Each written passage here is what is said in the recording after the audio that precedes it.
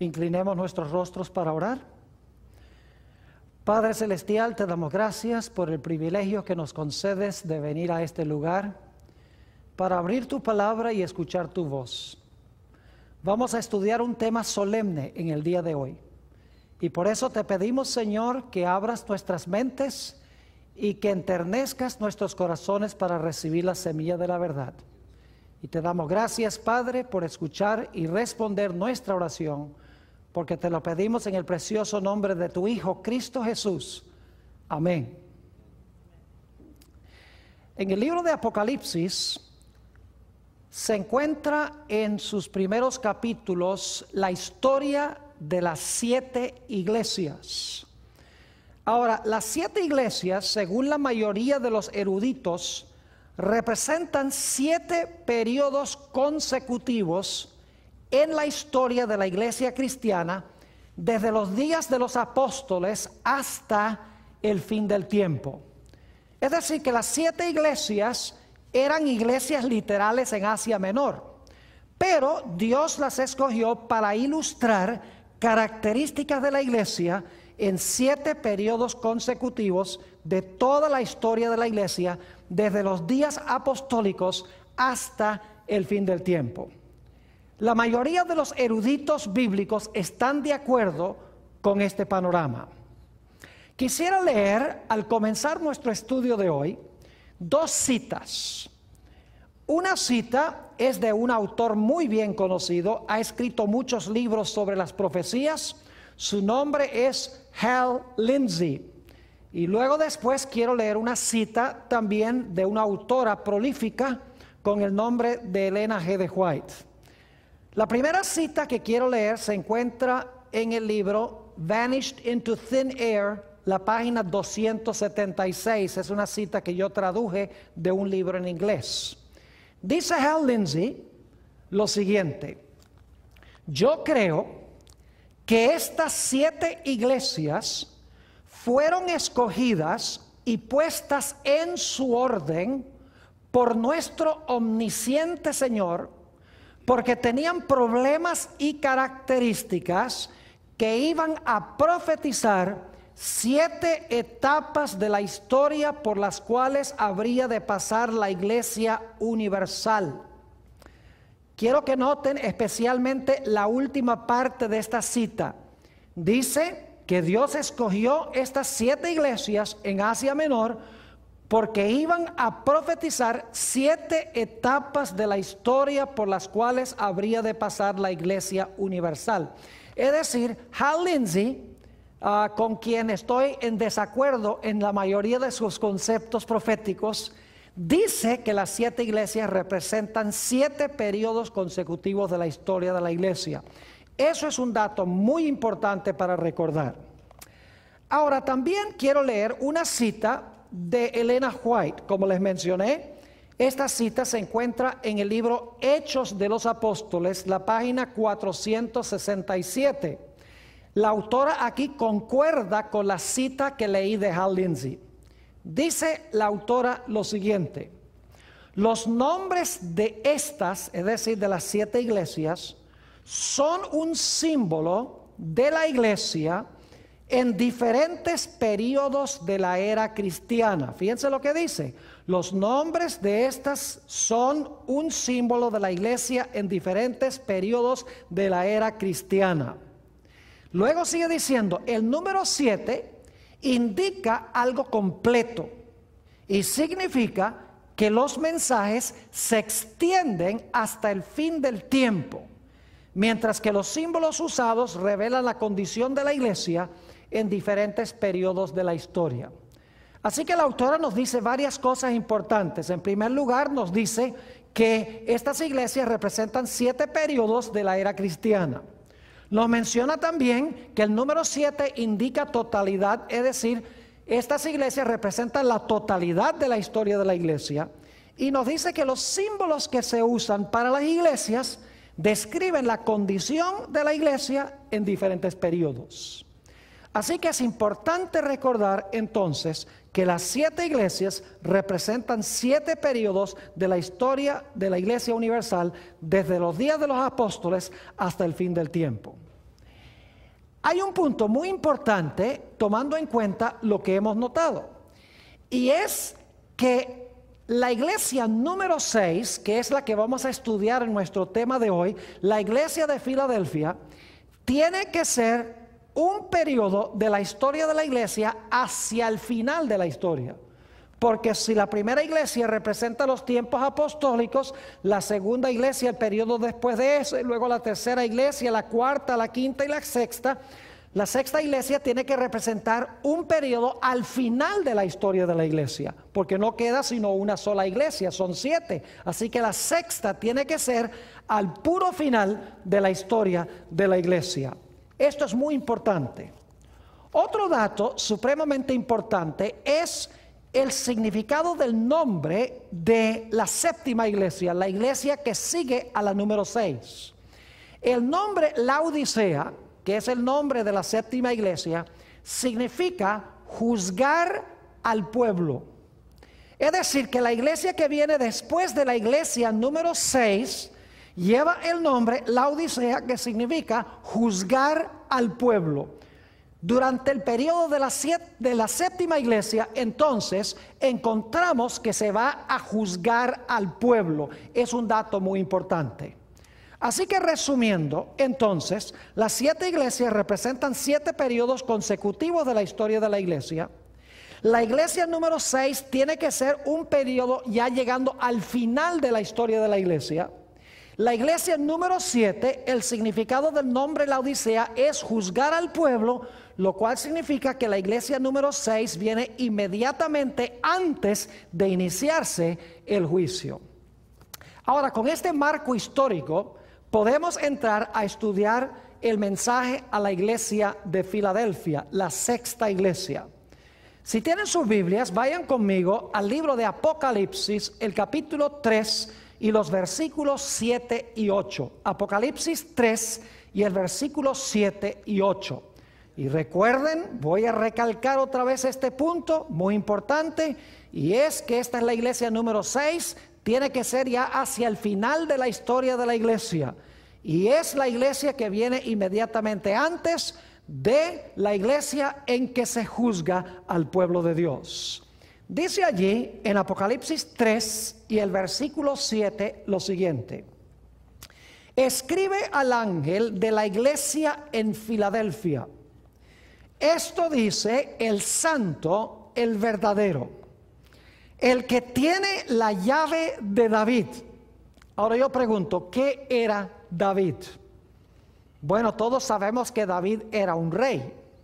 Así que el que tiene esta llave de David tiene que estar en la línea de los reyes.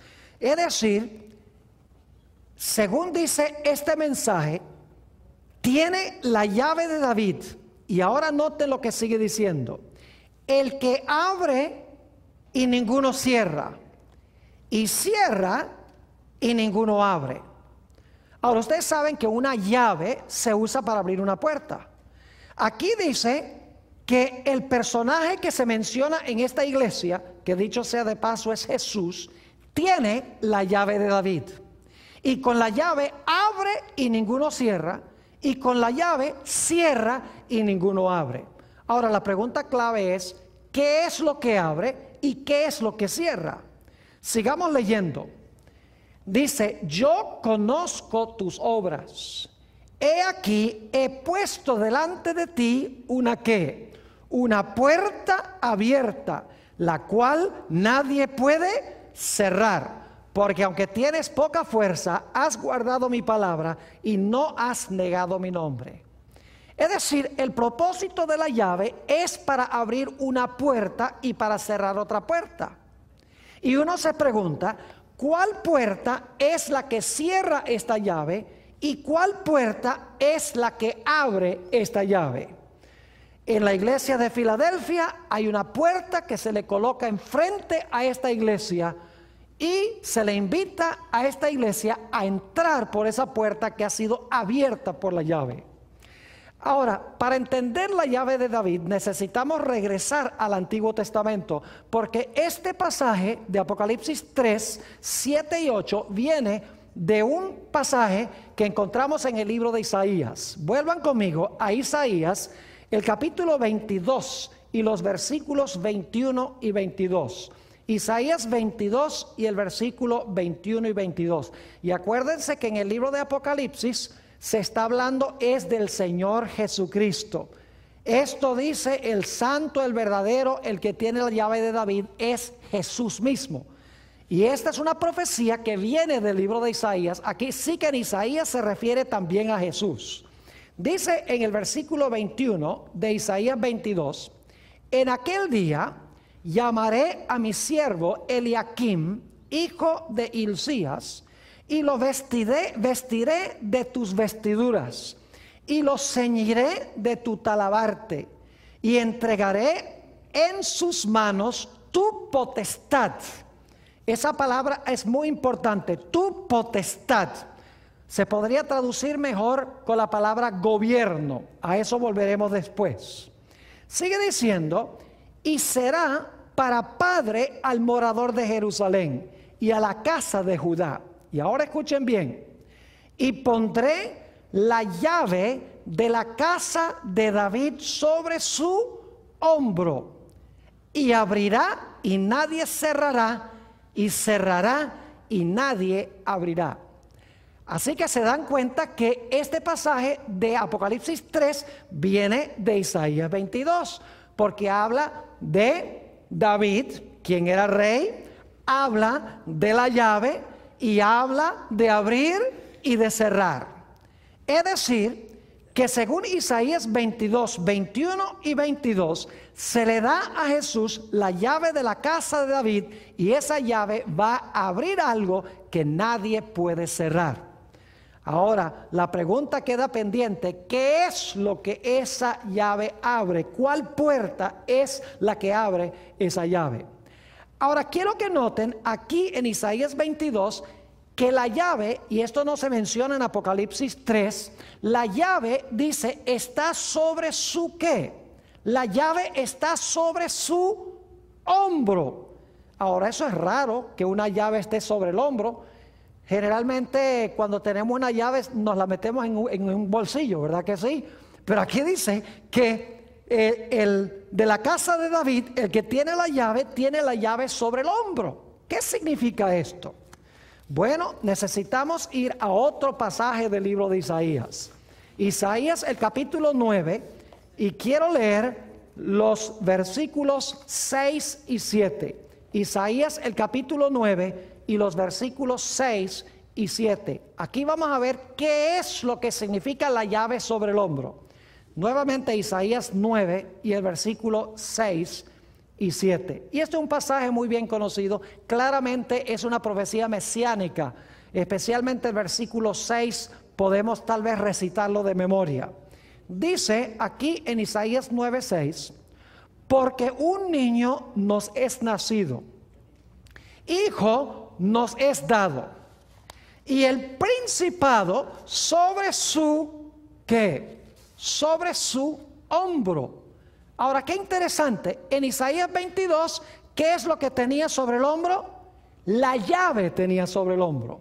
Pero aquí nos dice que tiene ¿qué cosa? El principado sobre su hombro. Ahora, el Antiguo Testamento fue escrito mayormente en el idioma hebreo. Lamentablemente, a veces cuando se traducen textos del Antiguo Testamento, no se le da la misma traducción a la misma palabra.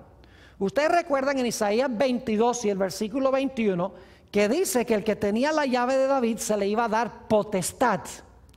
Esa palabra potestad es la misma palabra que se traduce aquí principado. Es decir, la potestad es el principado.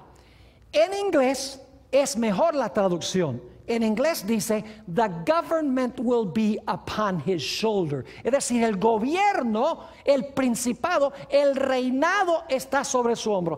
Es decir, que la llave algo tiene que ver con abrir una puerta para que Jesús vaya a buscar su ¿qué? Su potestad, su principado, su gobierno o su reinado. Ahora noten lo que sigue diciendo otra vez el versículo 6. Porque un niño nos es nacido, hijo nos es dado, y el principado sobre su hombro. Y se llamará su nombre admirable, consejero, Dios fuerte, Padre eterno, príncipe de paz. Y ahora noten que con la llave que tiene sobre su hombro, o con el principado que tiene sobre su hombro, va a abrir la puerta y va a lograr un imperio que va a cubrir todo el planeta Tierra. Dice en el versículo 7, lo dilatado, es decir, la extensión de su imperio y la paz no tendrán, ¿qué cosa? Límite sobre el trono de David y sobre su reino, disponiéndolo y confirmándolo en juicio y en justicia desde ahora y para siempre. El celo de Jehová de los ejércitos hará esto. Es decir, que la llave que está sobre su hombro se usa para él buscar su principado, para lograr su reino. En otras palabras, un reino que tendrá una extensión universal. De alguna manera, la llave abre una puerta, Jesús entra por la puerta para que se le entregue su reino, que es un reino o un imperio universal y mundial. Ahora inmediatamente nos preguntamos, ¿cuál es la puerta que él va a abrir con la llave que tiene sobre su hombro para buscar el principado o el reinado que tiene sobre su hombro? Bueno, necesito mencionarles que en el santuario había 3 puertas. Había una puerta que llevaba del campamento de Israel al atrio. Había otra puerta que llevaba del atrio al lugar santo del santuario. Y había una tercera puerta que conducía del lugar santo del santuario al lugar santísimo. E inmediatamente uno se pregunta, ¿cuál de esas 3 puertas se abren con la llave que Jesús tiene sobre su hombro para buscar su imperio que va a cubrir todo el mundo, es decir, todo el universo? Bueno, no puede ser la primera puerta. Vamos a encontrar que la primera puerta lleva al atrio, y la obra que Jesús desempeñó en el atrio la hizo en la tierra. Por ejemplo, en el atrio se traía el cordero para examinarlo, para estar seguro de que era perfecto. Y también en el atrio, sobre el altar, se sacrificaba el cordero. Es decir, esa labor la cumplió Jesús cuando estuvo aquí en la tierra. El atrio representa la tierra. Cuando Jesús vino del cielo a la tierra, llegó a este mundo, vivió una vida perfecta como Cordero de Dios, murió también como el Cordero de Dios. Jesús cumplió la labor o la obra del atrio. Esa primera puerta, la que conduce del campamento al atrio, no es la puerta que se menciona aquí en Apocalipsis, el capítulo 3. Ahora, en el santuario había una segunda puerta. Y esa puerta llevaba del atrio al lugar santo del santuario. Quiero que notemos lo que dice Apocalipsis, el capítulo 4 y el versículo 1 al 3. El libro de Apocalipsis menciona 2 puertas abiertas. Y vamos a notar cuál es la puerta abierta que se menciona en relación con el mensaje a la iglesia de Filadelfia. Apocalipsis, el capítulo 4 y el versículo 1. Después de esto miré, y he aquí una puerta abierta, ¿a dónde? En el cielo. No puede ser la puerta que lleva del campamento al atrio, porque eso es en la tierra. Esta puerta está abierta, ¿dónde? En el cielo. Ahora, dice entonces, después de esto miré, y he aquí una puerta abierta en el cielo. Y la primera voz que oí, como de trompeta, hablando conmigo, dijo: sube acá y yo te mostraré las cosas que sucederán después de estas. Y ahora escuchen, y al instante yo estaba en el Espíritu, y he aquí un ¿qué?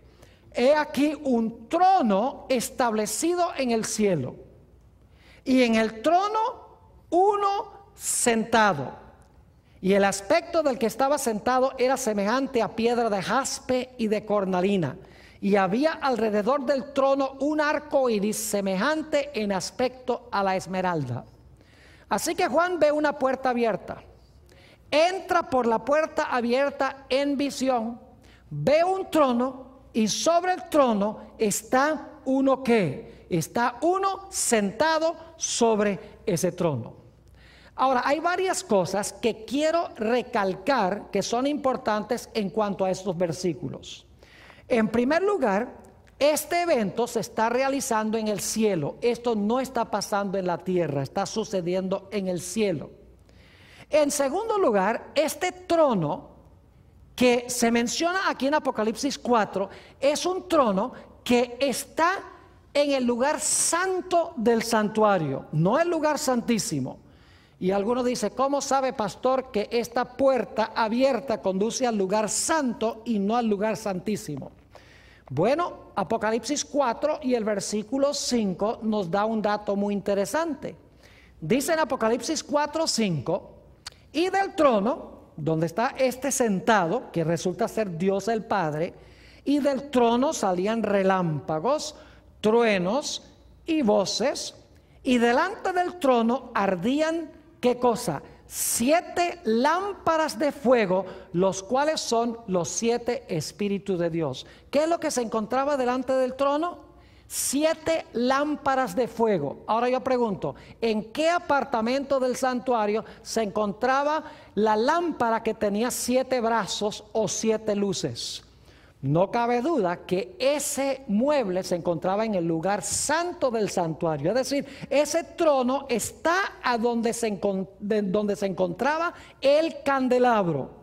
Además de eso, hay otro dato que nos indica en qué apartamento está realizándose eso y a dónde lleva esta puerta abierta. Note el Apocalipsis, el capítulo 5 y el versículo 8, y el capítulo 5 es una continuación de la escena del capítulo 4, se está realizando en el mismo sitio. Quiero que noten lo que también se encuentra allí. Apocalipsis 5 y el versículo 8. Y cuando hubo tomado el libro, los 4 seres vivientes y los 24 ancianos se postraron delante del Cordero. Todos tenían arpas, y note lo que sigue diciendo, y copas de oro llenas de ¿qué? Llenas de incienso, que son las oraciones de los santos. Noten que allí donde está el trono se encuentran copas llenas de incienso, que son las oraciones de los santos. Ahora yo pregunto, ¿a dónde en el santuario se presentaba el incienso? No cabe duda que el incienso se presentaba en el lugar santo, a donde se encontraba el altar de oro. Leamos en conjunción con esto Apocalipsis 8 y el versículo 3 y 4. Apocalipsis el capítulo 8 y el versículo 3 y también el versículo 4. Dice, otro ángel vino entonces y se paró ante el altar con un incensario de oro, y se le dio mucho incienso para añadirlo a las oraciones de todos los santos sobre el altar de oro que estaba delante del trono. Fíjese que el altar de oro, de incienso, está delante del trono. Y luego dice, y de la mano del ángel subió a la presencia de Dios el humo del incienso con las oraciones de los santos. Es decir, en esta escena de Apocalipsis 4 y 5, donde se ve la puerta abierta y a Juan se le invita a entrar por la puerta abierta, esa puerta conduce al lugar santo por 2 razones. 1, se encuentra el candelero allí, y 2, se encuentra allí el altar de incienso. Es decir, esa puerta abierta conduce al lugar santo del santuario. Un dato muy importante es que sentado sobre ese trono está Dios el Padre. Y cuando leemos Apocalipsis 4, 1 al 3, nunca nos damos cuenta que Dios se haya movido de alguna parte para sentarse en ese trono. Sencillamente dice que hay un trono establecido en el cielo y el Padre está sentado allí. No se dice nada de que se haya movido de otra parte. Además de eso, hemos notado que también en Apocalipsis 4, alrededor de ese trono se encontraban 24 tronos. Luego en el capítulo 5 llega la hueste angélica con Jesús a presentarse delante del que está sentado en el trono. Es decir, quiero que tengamos clara esta perspectiva. Hay una puerta abierta, Juan entra por la puerta abierta, ve a Dios el Padre sentado sobre el trono, alrededor del trono hay 24 tronos. No está Jesús en ese momento allí, pero en el capítulo 5 llega la hueste angélica, trae a Jesús y Jesús se presenta delante de su Padre en el capítulo 5. Todo esto se está realizando en el lugar santo del santuario. Es decir, que esta puerta que se menciona en Apocalipsis el capítulo 4 y el versículo 1 al 3 es la puerta que conduce al lugar santo del santuario. Lo que se está describiendo aquí en Apocalipsis 4 y 5 es la ascensión de Jesús a la presencia de su Padre. Porque después que Jesús cumplió su obra en el atrio, después que Jesús vivió una vida perfecta como el Cordero de Dios, después que Jesús sacrificó su vida sobre la cruz, sobre el altar, y el Señor Jesucristo ascendió al cielo, como dice aquí, acompañado de los ángeles, y se presentó delante de su Padre para sentarse con su Padre en el trono. Es decir, que Apocalipsis 4 y 5 hablan de una puerta que nos lleva al lugar santo, a donde se encontraba el Padre y donde finalmente llega Jesús a presentarse delante de su Padre. Pero ahora necesitamos ir a otra puerta. Dicho sea de paso, antes de leer el texto sobre esa otra puerta, necesito dejar muy en claro este punto, y es que la puerta de la cual vamos a leer ahora no puede ser la misma puerta de Apocalipsis del capítulo 4, porque vamos a encontrar que hay otro mueble que está allí en este texto. No se encuentra el altar de incienso, ni se encuentra el candelabro, se encuentra otro mueble detrás de esa puerta. Noten Apocalipsis el capítulo 11 y el versículo 19. Apocalipsis el capítulo 11 y el versículo 19. Dice aquí: y el templo de Dios fue abierto en el cielo. ¿Qué fue lo que sucedió en el cielo? ¿Se abrió qué cosa? El templo de Dios se abrió en el cielo. Y ahora escuchen lo que dice: y el arca de su pacto se veía en el templo, y hubo relámpagos, voces, truenos, un terremoto y grande granizo. Ahora yo quiero preguntar, ¿esta puerta a dónde conduce? ¿Al lugar santo del santuario? No. Esta puerta conduce al lugar santísimo del santuario. Y quiero que noten que esta puerta no estuvo siempre abierta. Esta puerta llegó un momento cuando se abrió, y cuando se abrió esta puerta, se vio adentro, ¿qué mueble? El arca del pacto. Ahora yo pregunto, ¿a dónde se encontraba en el santuario el arca del pacto? Ustedes saben, el arca del pacto se encontraba dentro del lugar santísimo del santuario. Es decir, que esta puerta de Apocalipsis 11:19 conduce ¿a dónde? Al lugar santísimo del santuario. Ahora quiero repasar lo que hemos estudiado sobre las tres puertas. La primera puerta es la que conduce del campamento al atrio. Jesús, cuando vino del cielo, se presentó en el atrio, vivió una vida perfecta como cordero, murió en la cruz. La segunda puerta conduce al lugar santo del santuario. Jesús ascendió al cielo, se presentó delante de su Padre, quien estaba sentado en el trono, fue traído por los ángeles, había tronos con 24 seres sentados en los tronos, es decir, que representa el comienzo de la obra sacerdotal de Jesús en el cielo. Y luego tenemos la tercera puerta, que es la puerta que conduce al lugar santísimo del santuario. Ahora, un detalle cronológico muy importante, que es este. Apocalipsis 4 y 5 está hablando de un evento que sucedió al comienzo de la historia de la iglesia cristiana, porque Jesús ascendió y luego entonces comienza la historia de la iglesia. Apocalipsis 11:19 no está hablando del comienzo de la historia de la iglesia, sino que está hablando de un evento que se realiza hacia el final de la historia de la iglesia. Y eso lo sabemos porque Apocalipsis 11:19, donde se abre el templo y se ve el arca del pacto, se está realizando bajo la sexta trompeta de Apocalipsis. Es decir, las trompetas cubren el mismo periodo de las iglesias. La sexta iglesia es hacia el final de la historia. Así que la sexta trompeta también tiene que ser hacia el final de la historia de la iglesia. Ahora, necesitamos compaginar Este mensaje a la iglesia de Filadelfia, y lo que quiero mostrarles es que la puerta que se presenta delante de la iglesia de Filadelfia es la puerta que conduce al lugar santísimo. No puede ser la puerta que conduce al lugar santo, porque la sexta iglesia ya es al final de la historia. Apocalipsis 4 y 5 habla del momento cuando Jesús ascendió al cielo y se sentó con su Padre en el trono. Es decir, son dos momentos históricos completamente distintos. Jesús asciende, se abre la puerta del lugar santo, Jesús se sienta con el Padre en el trono. Mucho más adelante, bajo la sexta iglesia, nuevamente se abre una puerta al lugar santísimo, Jesús entra nuevamente a la presencia de su Padre. Ahora, en Daniel 7 encontramos nosotros una descripción de este gran evento. Antes de leer el pasaje que describe este evento, necesito darles un poquito de contexto.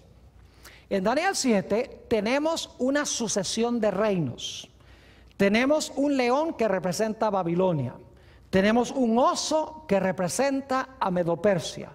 Tenemos un leopardo que representa a Grecia. Tenemos una bestia espantosa y terrible, un dragón que representa a Roma, el imperio romano. Luego tenemos un cuerno pequeño que sube de la cabeza de ese dragón, que representa otra Roma, Roma religiosa, representa la iglesia romana. Es decir, tenemos un desarrollo de la historia desde Babilonia, Medo-Persia, Grecia, Roma y luego Roma religiosa o la iglesia romana. Y ahora quiero que noten lo que sucede después de la historia de la iglesia romana, que dura 1260 años. Vayan conmigo a Daniel, el capítulo 7, y vamos a leer los versículos 9 y 10. Daniel 7 y el versículo 9 y también el versículo 10. Y van a encontrar muchas semejanzas con lo que leímos de Apocalipsis 4. Dice allí: estuve mirando hasta que fueron puestos tronos. ¿Había tronos en Apocalipsis 4? Claro que sí. Dice, fueron puestos tronos y se sentó un anciano de días. Yo pregunto, ¿estaba sentado ya allí? No, porque dice que fueron puestos tronos y el anciano de días, ¿qué pasó? Se sentó, que significa que antes estaba parado. Sigue diciendo, cuyo vestido era blanco como la nieve y el pelo de su cabeza como lana limpia.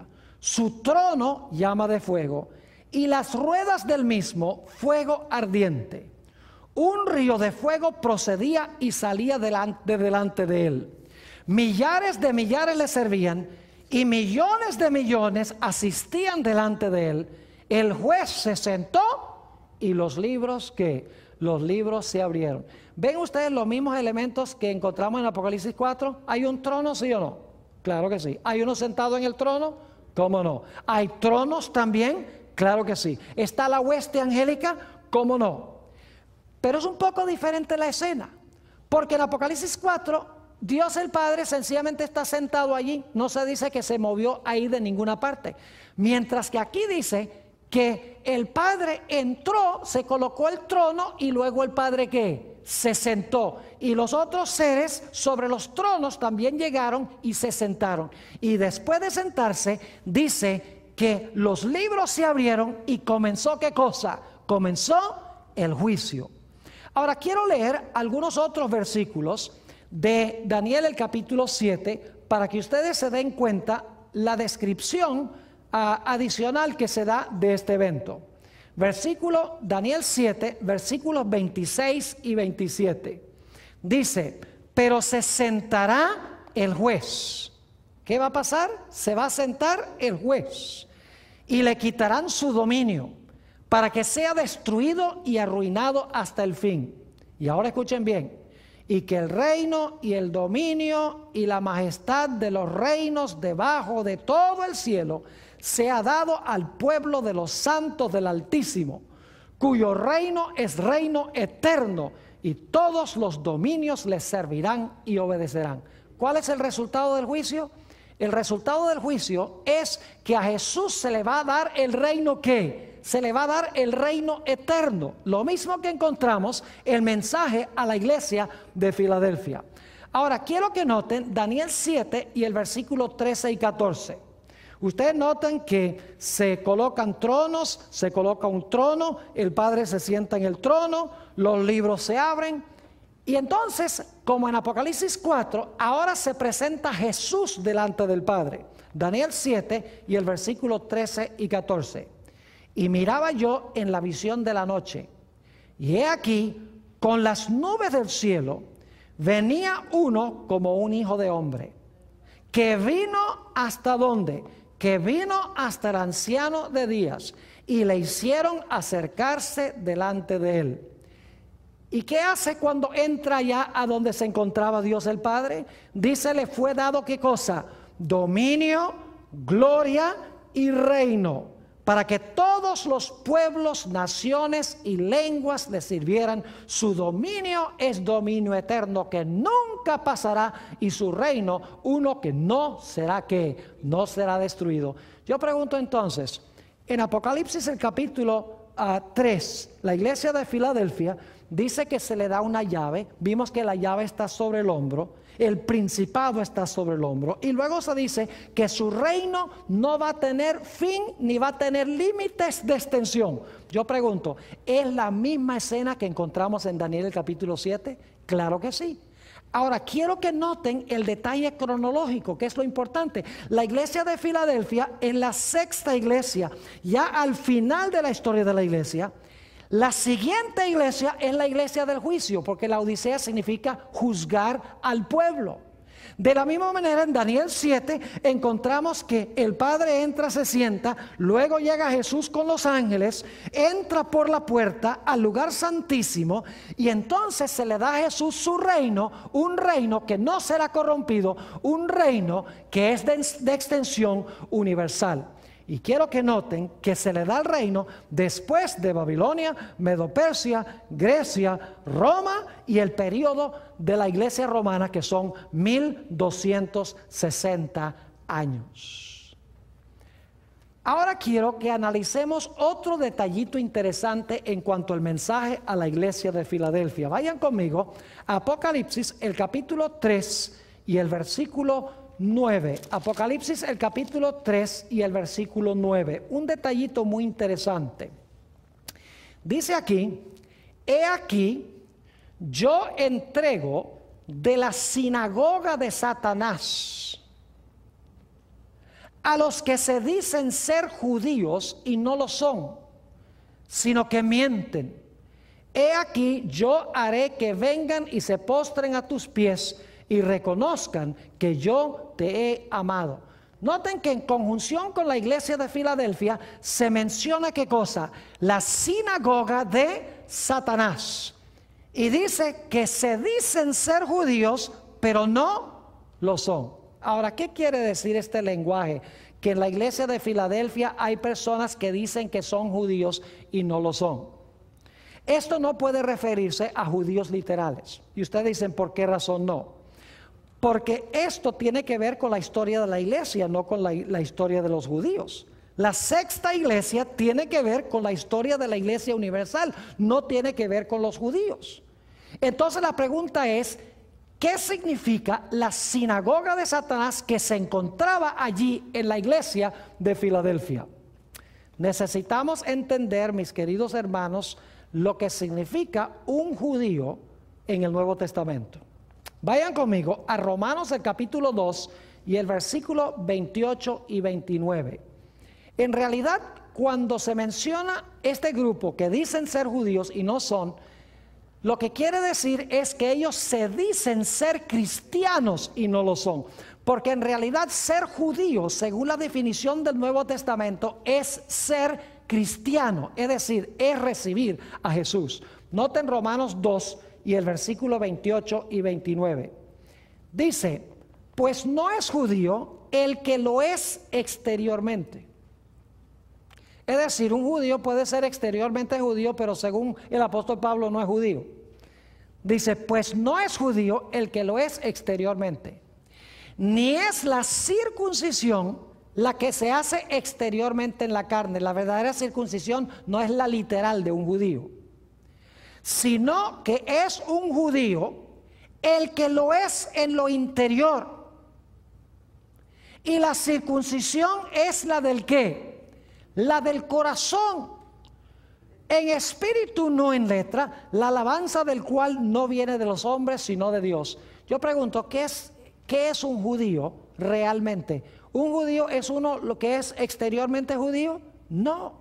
Un judío es el que ha tenido una transformación de su ¿qué? De su corazón, que ha recibido a Jesús como su Salvador y su Señor. Noten Romanos 9 y el versículo 6 al 8. Romanos 9 y el versículo 6 hasta el versículo 8. Dice el apóstol Pablo: no que la palabra de Dios haya fallado, porque no todos los que descienden de Israel son israelitas. Es decir, no todo israelita es israelita, dice el apóstol Pablo. Entonces, ¿quién es el israelita? Sigue diciendo: no por ser descendientes de Abraham son todos hijos, sino en Isaac se será llamada descendencia.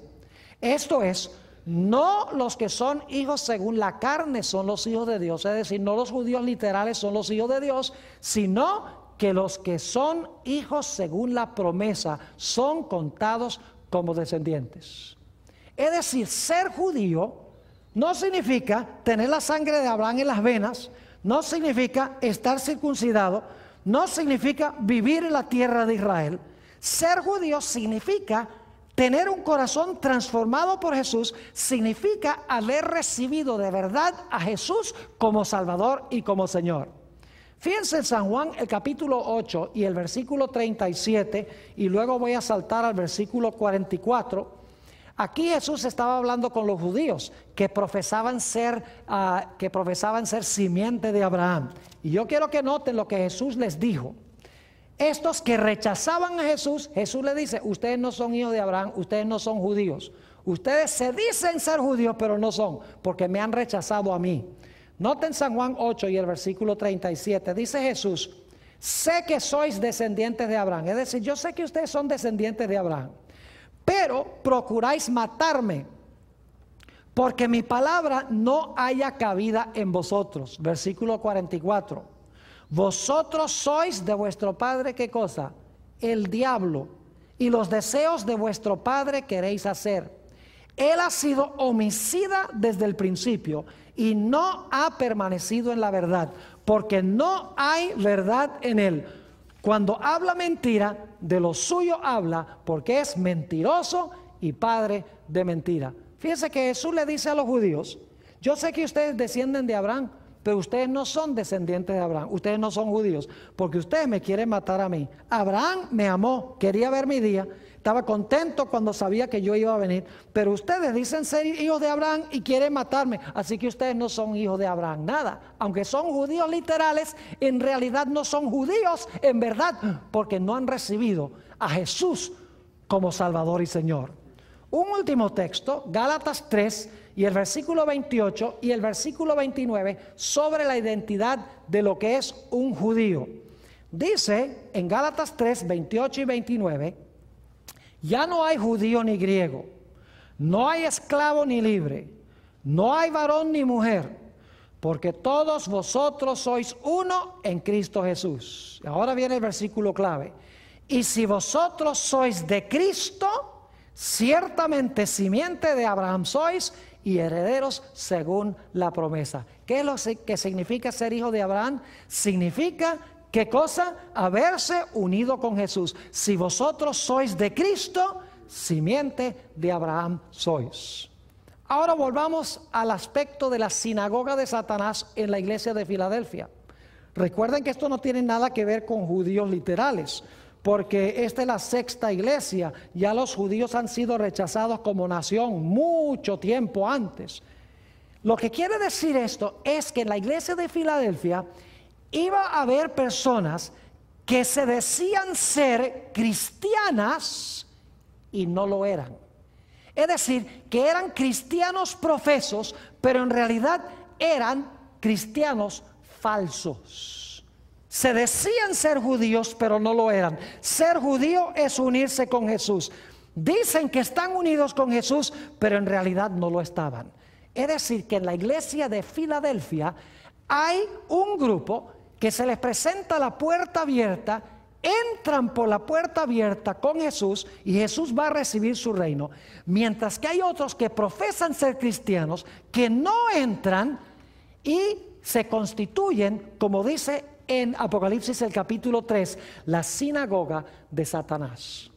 Ahora quiero que vayamos a Apocalipsis porque tenemos la misma escena o el mismo panorama. Apocalipsis el capítulo 13 y el versículo 2. Y quiero que noten que tenemos los mismos poderes que se mencionan en Daniel el capítulo 7. Apocalipsis 13 y el versículo 2.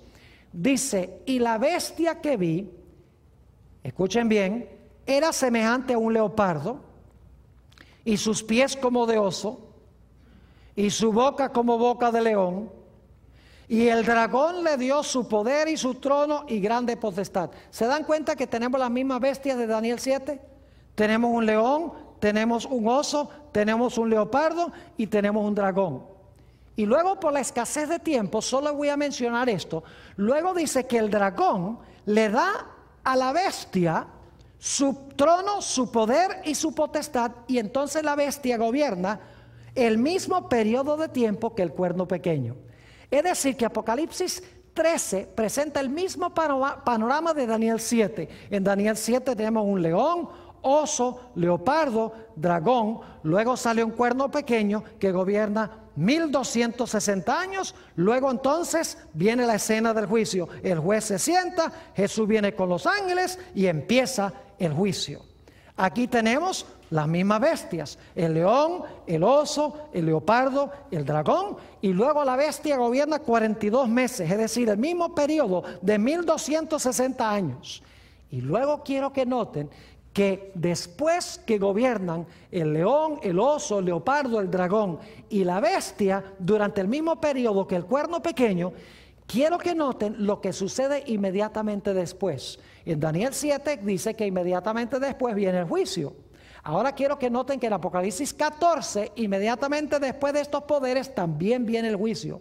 Apocalipsis 14 y el versículo 6 y 7. Apocalipsis 14 y el versículo 6 y 7.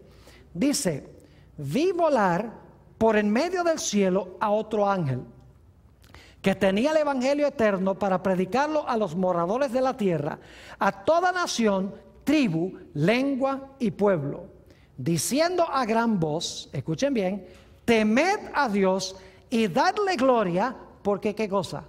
Porque la hora de su juicio ha llegado, y adorad a aquel que hizo el cielo, la tierra, el mar y las fuentes de las aguas.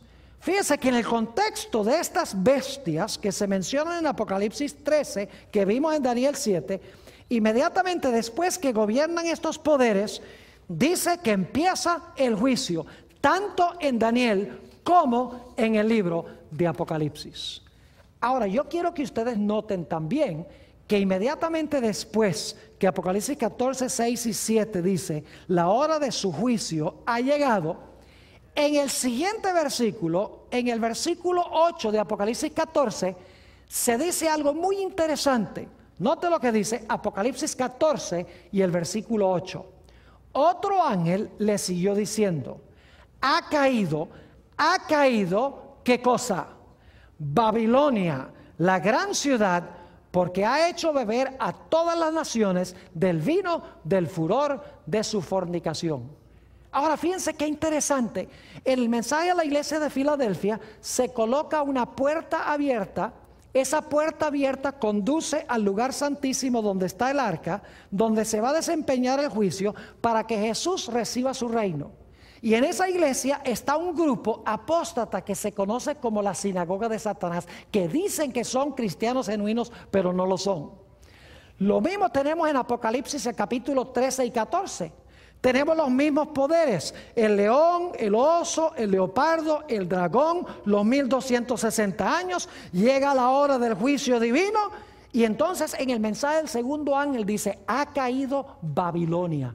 Es decir, que la sinagoga de Satanás en el mensaje a la sexta iglesia es el mismo poder que se denomina en el mensaje del segundo ángel, ¿con qué nombre? Con Babilonia. La sinagoga de Satanás es Babilonia. Y alguno dirá, pero pastor, usted está diciendo que Babilonia representa personas que profesan ser cristianas y no lo son. Claro que sí. Noten Apocalipsis 18 y el versículo 1 al 4. Apocalipsis el capítulo 18 y el versículo 1 hasta el versículo 4. Les voy a demostrar que aquí se encuentra en Babilonia el pueblo de Dios. Babilonia representa a aquellos que profesan ser pueblo de Dios. Dice en Apocalipsis 18, 1 al 4. Después de esto, vi a otro ángel descender del cielo con gran poder, y la tierra fue alumbrada con su gloria. Y clamó con voz potente diciendo: ha caído la gran Babilonia, y se ha hecho habitación de demonios y guarida de todo espíritu inmundo. ¿Suena eso como la sinagoga de Satanás? Claro que sí. Se ha hecho habitación de demonios y guarida de todo espíritu inmundo, y albergue de toda ave inmunda y aborrecible, porque todas las naciones han bebido del vino del furor de su fornicación, y los reyes de la tierra han fornicado con ella, y los mercaderes de la tierra se han enriquecido de la potencia de sus deleites. Y ahora escuchen bien, y oí otra voz del cielo que decía: salid de ella, ¿qué? A ver, no les oigo. ¿Salid de ella qué? Pueblo mío. Yo pregunto entonces, ¿Babilonia tiene pueblo de Dios, sí o no? Si en Babilonia no hay pueblo de Dios, ¿por qué razón en este mensaje Dios dice: salid de Babilonia, pueblo mío? Tiene que ser que Babilonia representa el cristianismo apóstata, y que Dios tiene verdaderos creyentes en Babilonia que son sinceros de corazón, que en verdad han recibido a Jesús, pero no conocen mejor y están en Babilonia. Por eso es que Dios llama a esas personas sinceras a que salgan de Babilonia antes de que Babilonia reciba el castigo de Dios. Así que dice: oí otra voz del cielo que decía: salid de ella, pueblo mío, para que no seáis partícipes de sus pecados, ni recibáis parte de sus ¿qué? Parte de sus plagas. Ojalá hayan entendido lo que hemos estudiado en esta primera sección de este tema, muy importante. Vamos a repasar lo que hemos estudiado. Hemos encontrado que hay tres puertas: una puerta que conduce al atrio, otra que conduce al lugar santo y otra puerta que conduce al lugar santísimo. Nos hemos dado cuenta que cuando Jesús vino del cielo a la tierra, entró al atrio, porque se presentó como el Cordero perfecto y murió sobre el altar, es decir, sobre la cruz. Después que Jesús murió, ascendió al cielo, entró por esa primera puerta de Apocalipsis 4, entró al lugar santo, a donde se encuentra el candelabro y a donde se encuentra el altar de incienso. Y ahí estuvo Jesús durante mucho tiempo, más de 1800 años estuvo Jesús en el lugar santo. Pero bajo la iglesia de Filadelfia, que se describe también en Daniel el capítulo 7 y Apocalipsis el capítulo 14, después que pasaron Babilonia, Medo-Persia, Grecia, Roma, la iglesia romana, comenzó el juicio. Se abrió esa puerta de Apocalipsis 11:19, que es la misma puerta que se le presenta a la iglesia de Filadelfia, y entonces el Padre entró por esa puerta al lugar santísimo donde está el arca del pacto y se sentó. Y luego entonces dice que el Señor Jesucristo fue traído por los ángeles a donde se encontraba el Padre para participar en la obra del juicio. Y entonces allí Jesús recibió el reino, un reino que nunca se corromperá, un reino que tendrá extensión universal. Es decir, que todas estas profecías compaginan el mensaje a la iglesia de Filadelfia, la profecía de Daniel 7 y la profecía de Apocalipsis 13 y 14. Todos compaginan. Y hemos visto que en el contexto de la iglesia de Filadelfia hay algunos cristianos que profesan ser hijos de Jesús y en verdad no lo son. Y en el contexto de los mensajes de los tres ángeles, hay también algunos que se denominan ser hijos de Jesús, pero la Biblia los llama Babilonia. Y hemos visto que Dios tiene hijos sinceros allí en Babilonia. Y Él en los últimos días va a llamar a esas personas a salir de Babilonia para integrarse plenamente al pueblo de Dios. Hemos estudiado ahora el contexto histórico del mensaje a la iglesia de Filadelfia, de Daniel el capítulo 7 y de Apocalipsis el capítulo 13 y 14. Quise comenzar con la Biblia porque la Biblia es nuestra norma de fe y de conducta. Pero quiero compartir con ustedes que en nuestro segundo segmento, que sigue inmediatamente, vamos a analizar este tema desde la perspectiva de una autora extraordinaria que compagina perfectamente con lo que hemos estudiado de la Sagrada Escritura. Voy a dedicar la segunda hora para hablar de varias cosas que escribió una autora hace más de 100 años. Su nombre es Elena G. de White. Y ustedes se van a dar cuenta en las citas que les voy a leer cómo ella compagina perfectamente con lo que dice la Biblia, solo que ella amplía y describe con lujo de detalles lo que hemos estudiado durante nuestro primer periodo de hoy. Así que espero que lo que hemos estudiado haya quedado claro y que de esa manera estemos ya preparados para nuestro segundo tema, donde vamos a analizar y a estudiar cuidadosamente los escritos de una señora que participó en estos eventos que se realizaron en 1844, cuando se abrió la puerta al lugar santísimo y entró allí el Padre, para luego entrar el Señor Jesucristo allí para comenzar el juicio, a donde Jesús recibirá el reino, un reino que no se corromperá, un reino que será de extensión universal. Pronto estudiaremos esto.